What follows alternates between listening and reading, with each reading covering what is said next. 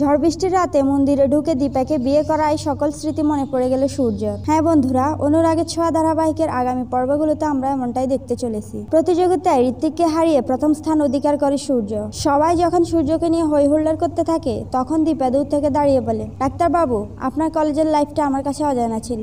আমি নতুন করে আপনাকে চিনতে পারছি, আপনার সাথে থাকতে পারছি, এটা আমার অনেক ভালো লাগতেছে। সূর্য ঋত্বিক হালদারকে হারিয়ে আবারও মেধার পরিচয় দিয়েছে, তাই সূর্য সকল বন্ধুরা তার কাছে ট্রিট চায়। সূর্য তার বন্ধুদের কথায় রাজি হয়ে যায় এবং একটি প্ল্যান সাজিয়ে ফেলে। সেই ট্রিটে সর্বপ্রথম দীপাকে ইনভাইট করে সূর্য, কারণ দীপা সূর্যর খারাপ সময় সূর্যের ফাঁসি ছিল, সব সময় সূর্যকে সাপোর্টও করেছে।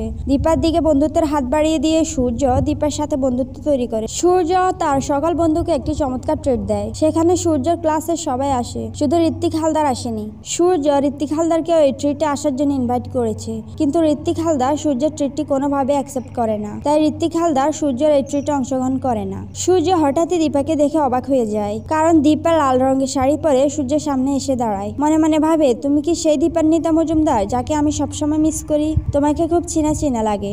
এখানে নতুন করে সূর্য আর দীপার প্রেম সৃষ্টি হয়। ঠিক তখনই হঠাৎ করে বৃষ্টি চলে আসে। তখন দীপা সূর্য অনেক বেশি রোমান্টিক হয়ে যায়। বৃষ্টি চলে গেলে সবাই বাসায় চলে যায়। সূর্য দীপাকে বাসায় দিয়ে আসার জন্য গাড়ি বের করে। তখন প্রচন্ড জোরে বৃষ্টি শুরু হয়। সূর্য দীপাকে বলে, সামনে একটা মন্দির আছে, আমরা সেখানে কিছুক্ষণ অপেক্ষা করতে পারি। ঝড় বৃষ্টি থেমে গেলে তোমাকে নিয়ে বাসায় দিয়ে আসবো। দীপা মন্দিরে যেতে থাকে আর ভাবে, এই মন্দিরে আমাদের বিয়ে হয়েছে, আজ আবারও ডাক্তারবাবুর সাথে এই মন্দিরে এসেছি, কিন্তু আজ ডাক্তারবাবু আমাকে চিনতে পারছে না। ডাক্তারবাবুর কি আর কখনোই কোনো কিছু মনে পড়বে না?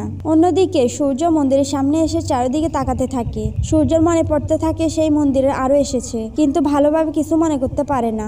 সূর্য মন্দিরের ভেতরে গেলে তার মনে পড়তে থাকে এই মন্দিরে সে কাউকে সিঁদুর পরিয়েছে, কিন্তু কাকে পরিয়েছে মনে করতে পারছে না। সূর্য মন্দিরের এদিক সেদিক হাঁটতে থাকে আর তার স্মৃতিতে আস্তে আস্তে সবকিছু আসতে থাকে। তো বন্ধুরা, এইভাবে যদি সূর্য স্মৃতিতে আস্তে আস্তে সবকিছু আসতে থাকে, সেটা দেখতে তোমাদের কেমন লাগবে কমেন্ট করে জানিয়ে দাও। আর অনুরাগের ছোঁয়া ধারাবাহিকের সকল অ্যাডভান্স ভিডিও সবার আগে পাওয়ার জন্য চ্যানেলটি সাবস্ক্রাইব করে চ্যানেলের সাথেই থাকো। ধন্যবাদ সবাইকে।